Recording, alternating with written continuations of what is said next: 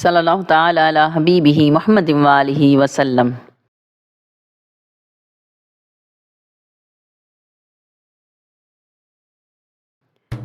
انما یرید اللہ لیذھب عنکم الرجس اہل البیت ویطہرکم تطہیرا۔ امیر المؤمنین حضرت علی کرم اللہ وجہ الکریم اپنے دور خلافت میں مسجد کوفہ میں ممبر پر خطبہ ارشاد فرما رہے ہیں۔ کسی نے آ کر خبر دی کہ شہر میں ایک بہت بڑا اژدہا داخل ہو گیا ہے۔ وہاں موجود لوگوں کے چہروں پہ خوف و دہشت کے آثار نمایاں ہوئے۔ اتنے میں وہ اژدہا مسجد میں داخل ہوا۔ عظیم الجثہ اور ہیبت ناک اژدہے کو دیکھ کر لوگ خوف کے مارے ادھر ادھر دوڑنے لگے۔ مسجد کوفہ میں باب السبان آج بھی موجود ہے۔ حضرت علی نے فرمایا، ڈرو نہیں، بیٹھ جاؤ، یہ مجھ سے مسئلہ پوچھنے آیا ہے۔ قریب آ کر اس اژدہے نے اپنا سر زمین پر رگڑا، گویا تعظیم امام کر رہا ہو۔ پھر قریب آ کر اپنی زبان میں کچھ کہنے لگا۔ قریب آنا اس لیے بھی تھا کہ خوشبوئے امامت سونگھ لے۔ امام ہوتا ہی وہ ہے جو ہر زبان جانتا ہو۔ سیٹی جیسی آواز میں وہ کچھ کہتا۔ حضرت علی کرم اللہ وجہ الکریم سنتے رہے، پھر اسی طرح سیٹی جیسی آواز میں اسے جواب دے دیا۔ اس نے مزید کچھ پوچھا۔ وہاں موجود سب لوگ دم بخود سانس روکے بیٹھے رہے۔ اژدہا حضرت علی کرم اللہ وجہ الکریم کا جواب سن کر چلا گیا۔ بعد میں آپ نے لوگوں سے فرمایا، یہ پریوں کا قاضی ہے، جن تھا۔ جنگ تبوک سے واپسی پر حضور صلی اللہ علیہ وآلہ وسلم ایک ایسی جگہ سے گزرے جہاں ان کے 70,000 گھر تھے۔ ان کا سردار پاؤں سے لنگڑا ہو رہا تھا۔ حضرت صلی اللہ علیہ وآلہ وسلم نے دیکھا تو وہ ٹھیک ہو گیا۔ ان جنوں کے سب گھرانوں نے اسلام قبول کر لیا اور مسلمان ہو گئے۔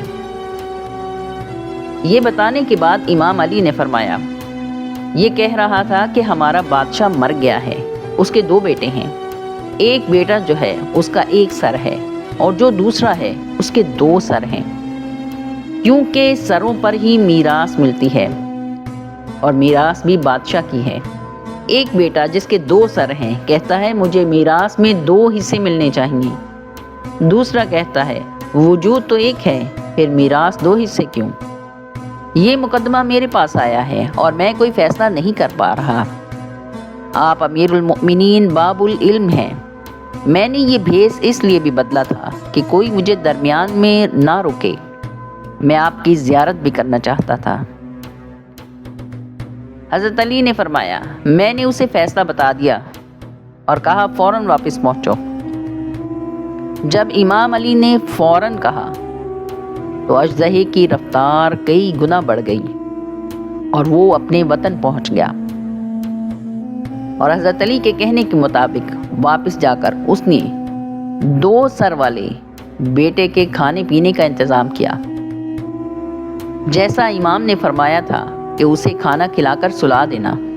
جب وہ گہری نیند سو جائے تو اس کے 1 سر کو حرکت دو، اگر صرف وہی سر جاگے دوسرا نہ جاگے تو سر 2 ہیں، اگر اس کے ہلانے سے بھی وہ جاگ جائے تو سر 1 ہے، اگر 1 سر ہے تو 1 میراث ملے گی، 2 سر ہیں تو 2 حصہ میراث ملے گی۔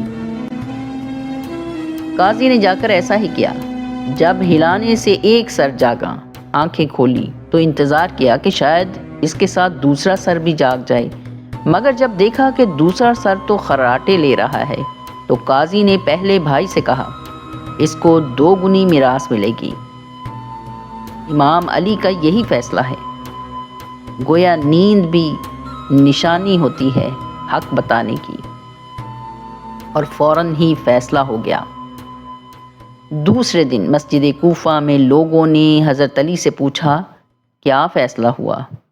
تو آپ نے فرمایا، ابھی فیصلہ ہو رہا ہے۔ گویا جو فیصلہ کرتے ہوئے بھی دیکھے اسے علی کہتے ہیں۔ اللہم صلی علی محمد وعلی آل محمد۔